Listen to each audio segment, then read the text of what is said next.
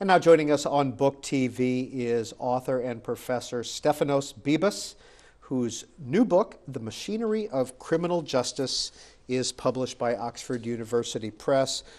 Professor Bibas, do we have an efficient criminal justice system?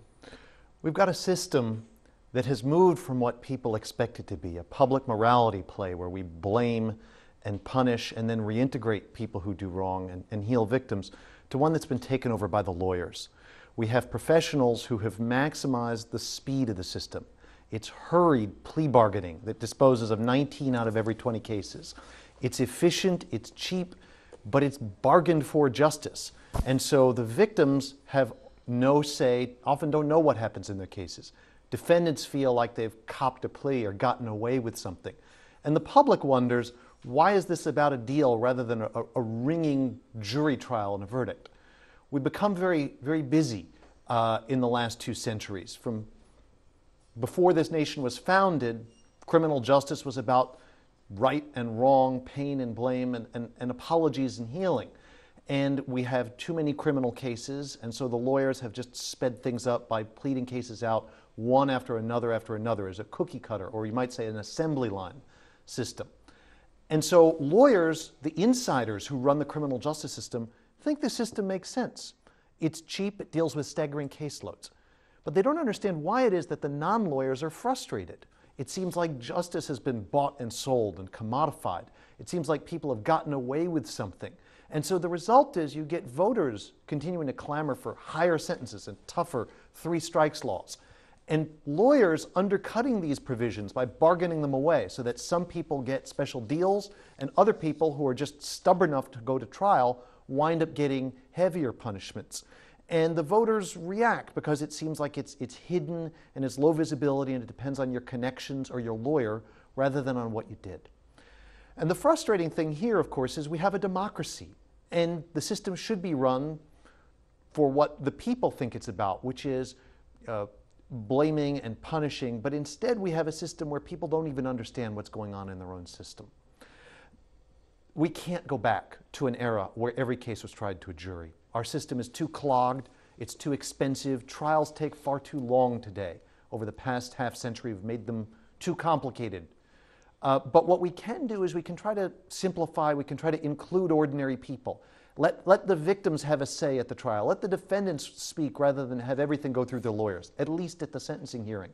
Offer more encouragement and opportunities for remorse and apology and restitution, because victims and defendants have to go back to living with each other, often their friends, relatives, and try to figure out a way to fix the broken punishment system, which right now it's just a warehouse for criminals in prison to network with other people for when they come out again.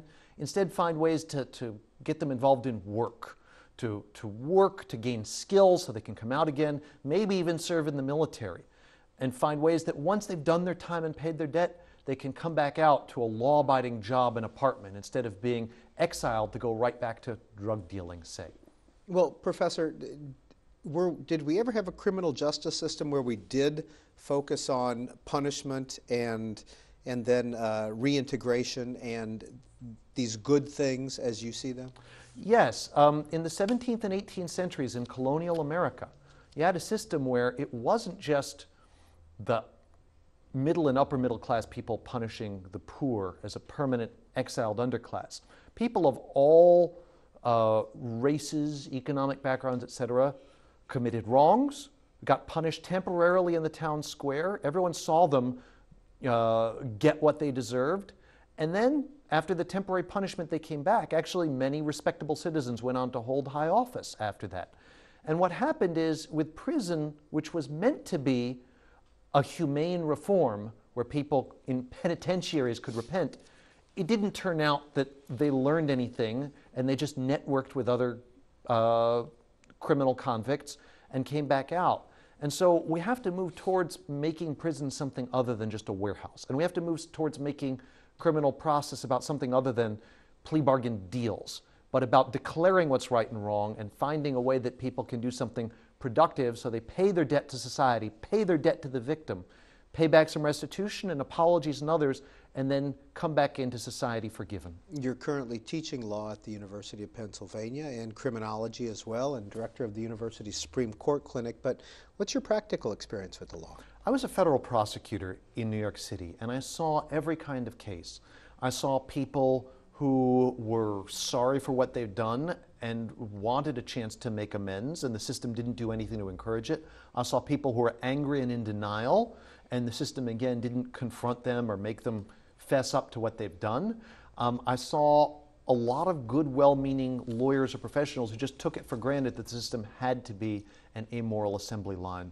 But I think that the jurors and the voters and the victims and defendants were all frustrated that the lawyers just don't seem to listen. How often did you push for a plea bargain, or how often were you approached for a plea bargain? In every case.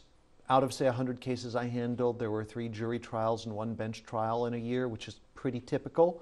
And we can't do away with that system. What we can do, though, is at sentencing offer opportunities for the people to talk and try to focus punishments on something more productive, like working and making restitution and apologizing.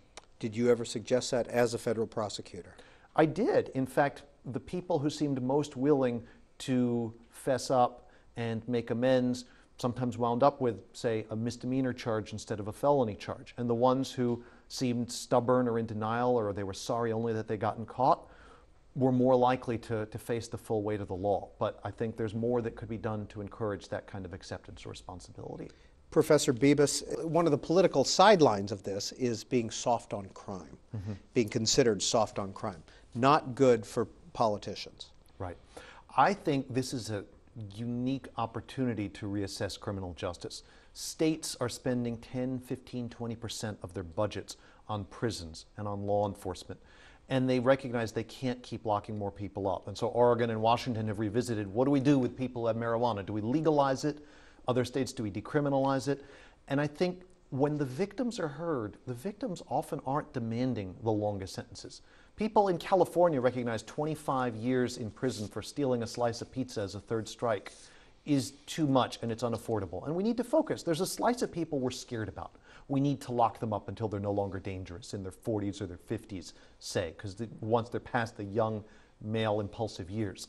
But there are a whole lot of people where nonviolent drug offenders, et cetera, we need an opportunity for them to take some punishment, but to make some amends. Or the thieves, the shoplifters, the nonviolent burglars. There are a lot of them who are not already set on a life of crime, and we need at least a chance to give them an opportunity to reclaim themselves. In your view, do the 3 strikes and you're out laws, do they work? No, the book talks about the ways in which prosecutors manipulate them, that voters think they're going to automatically lock up the third-time dangerous felons, but they're written to be much broader than just the people who have even any violence in their record, or the latest crime doesn't even have to be a violent one, and the prosecutors routinely bargain those away, bargain them down, manipulate them. So the people who get hit are not the most dangerous criminal defendants. They're the ones who were stupid enough to try to go to trial to reject a plea bargain offer. Just a Taste of the Machinery of Criminal Justice by Stephanos Bibas, Professor of Law at the University of Pennsylvania. Thank you for your time, sir. You're very welcome.